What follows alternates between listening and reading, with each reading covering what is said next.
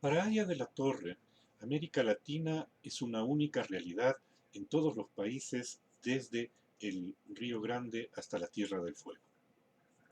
Esta realidad ha sido constituida históricamente, en primer lugar por la existencia de grandes civilizaciones previas a la conquista española, los aztecas, los mayas, los incas. En segundo lugar, por la dominación europea, en la mayor parte de nuestros países, la dominación colonial española. En tercer lugar, porque luego de los procesos independentistas caemos bajo la égida comercial y por lo tanto también política de Inglaterra. Y porque posteriormente Estados Unidos va a comenzar a avanzar sobre esto que considera su patio trasero.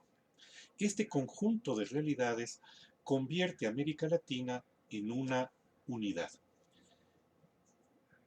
Cuando Aya de la Torre señala los límites con los que topa la Revolución Mexicana, uno de los elementos centrales que va a situar es justamente este. México quedó aislado e hizo lo que pudo mientras duró el ímpetu de la revolución. Esta realidad de, de América Latina, esta realidad que comparten los distintos países, requiere también de soluciones compartidas. No pueden haber soluciones aisladas. Se requiere entonces una mirada de conjunto, una mirada unitaria y sobre todo un accionar unitario. Por eso él va a empeñarse en la fundación de el APRA, Alianza Popular Revolucionaria Americana, que intenta coaligar a las fuerzas transformadoras de todo el continente como una suerte de frente único antiimperialista latinoamericano. Él va a decir en el texto un frente único nacional latinoamericano. Una manera de decir América Latina es una sola y única nación. Por lo tanto, el dominio imperialista que construye una sociedad colonial o semicolonial, Aya de la Torre utiliza indistintamente ambos términos a lo largo del texto, colonial y semicolonial, sin hacer distinciones entre ellos. Esta realidad colonial o semicolonial es un elemento fundamental de esa realidad latinoamericana. Esta realidad colonial, a su vez, se expresa en el hecho de que el desarrollo se encuentra trunco.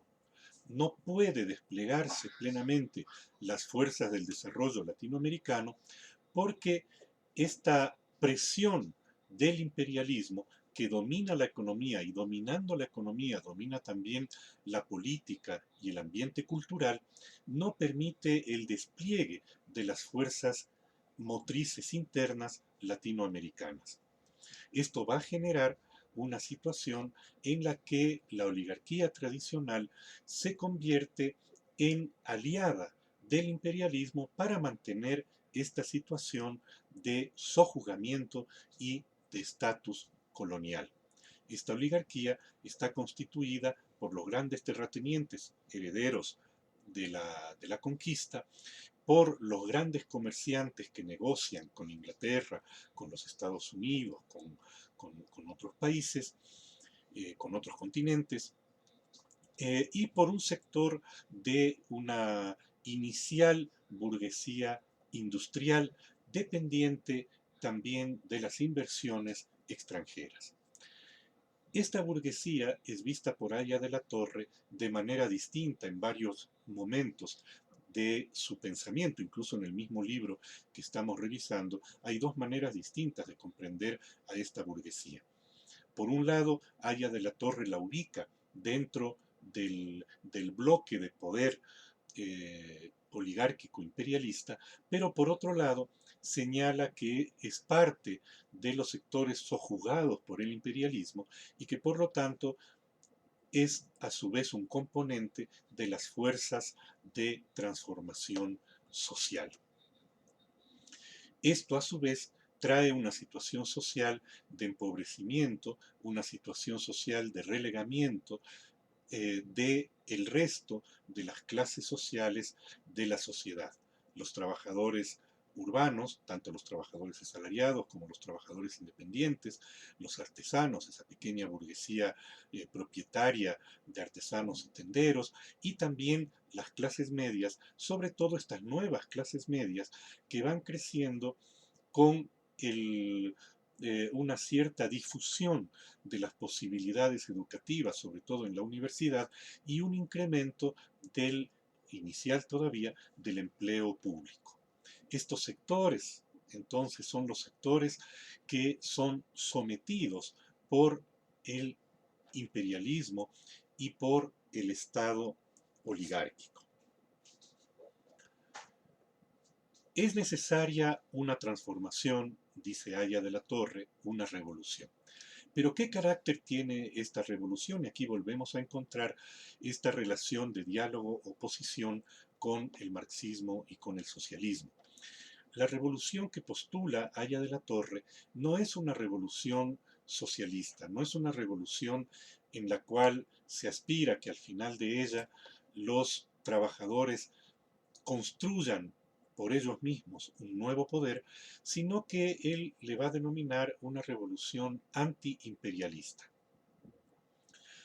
Una revolución antiimperialista por dos motivos. En primer lugar, porque ya hemos visto, el imperialismo constriñe, oprime las posibilidades de desarrollo y de progreso. Y si los pueblos latinoamericanos quieren progresar y desarrollarse, tienen que desembarazarse de ese dominio imperialista.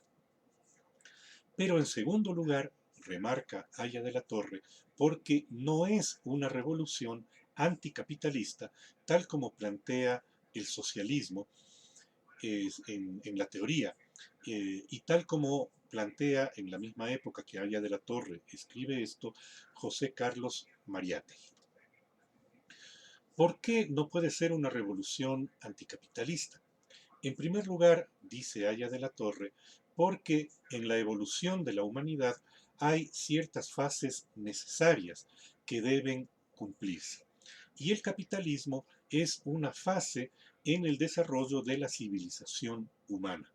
Por lo tanto, no puede pasarse a un estado civilizatorio superior si es que no se pasa antes por el estadio capitalista. Además, no puede superarse ese estadio capitalista porque está constreñido por este dominio imperialista y oligárquico. Entonces es necesario liberar las posibilidades para el desarrollo capitalista. Pero además, señala Haya de la Torre, no puede haber una revolución anticapitalista porque no hay una burguesía plenamente desarrollada, dadas las características del desarrollo que señalábamos antes, y tampoco existe un proletariado, una clase trabajadora plenamente desarrollada que pueda construir una sociedad distinta. Por lo tanto, es necesario hacer una suerte de rodeo o una fase intermedia. Y esta es la revolución antiimperialista. La revolución antiimperialista recoge los intereses y las necesidades de los grupos sociales que mencionamos anteriormente, que son sometidos o juzgados, oprimidos por el imperialismo. El resultado de esta revolución antiimperialista no puede ser, por lo tanto, una una sociedad socialista, es decir, una sociedad donde se haya abolido la propiedad privada de los grandes medios de producción y exista, como decía Marx en su análisis de la Comuna de París, la unión libre de productores libres. ¿Cómo ve Haya de la Torre esa futura sociedad? Como una suerte de capitalismo de Estado. Tiene que ser un capitalismo, por lo que ya dijimos antes, no se puede saltar una etapa civilizatoria, y tiene que ser un capitalismo de Estado porque no existe ninguna fuerza social individual que por sí misma pueda empujar esta tarea de modernización, de puesta al día de la civilización a través del desarrollo del capitalismo. Pero no puede ser el Estado oligárquico. tiene que ser un Estado distinto, porque el Estado oligárquico justamente lo que hace es impedir el desarrollo de todas estas potencialidades que tienen nuestros pueblos. Por lo tanto, el Estado que surja de la revolución será un Estado antiimperialista, no un Estado proletario, no un Estado socialista, tampoco un Estado capitalista en el sentido tradicional, liberal, oligárquico del término. Este Estado antiimperialista se convierte en el eje, el motor del desarrollo capitalista que no se había producido antes y que no puede producirse sin su presencia fundamental.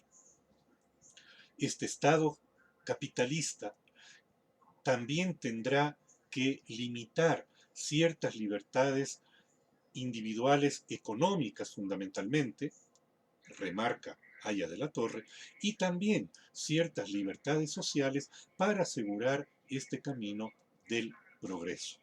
Pero la limitación de estas libertades no significa que él esté proponiendo un Estado autoritario. Al contrario, él dice que la limitación de estas pocas libertades individuales se dan en beneficio de la libertad de la nación, de la libertad del conjunto. En segundo lugar, este Estado antiimperialista será, por lo tanto, el encargado de llevar adelante un programa de industrialización y de reforma agraria, elementos socioeconómicos fundamentales para cualquier posibilidad de transformación y de libertad nacional.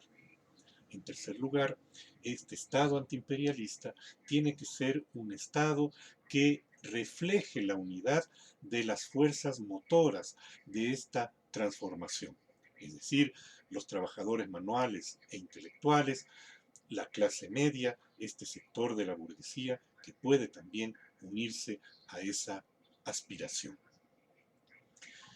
Esta es entonces la propuesta que realiza Haya de la Torre.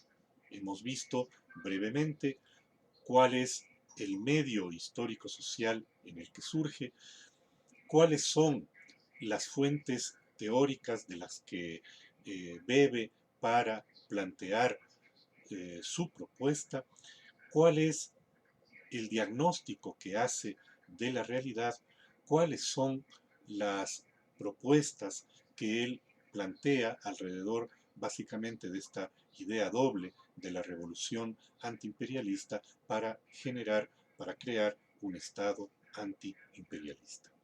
En la revisión del texto seguramente ustedes podrán encontrar elementos adicionales a los que aquí se han señalado.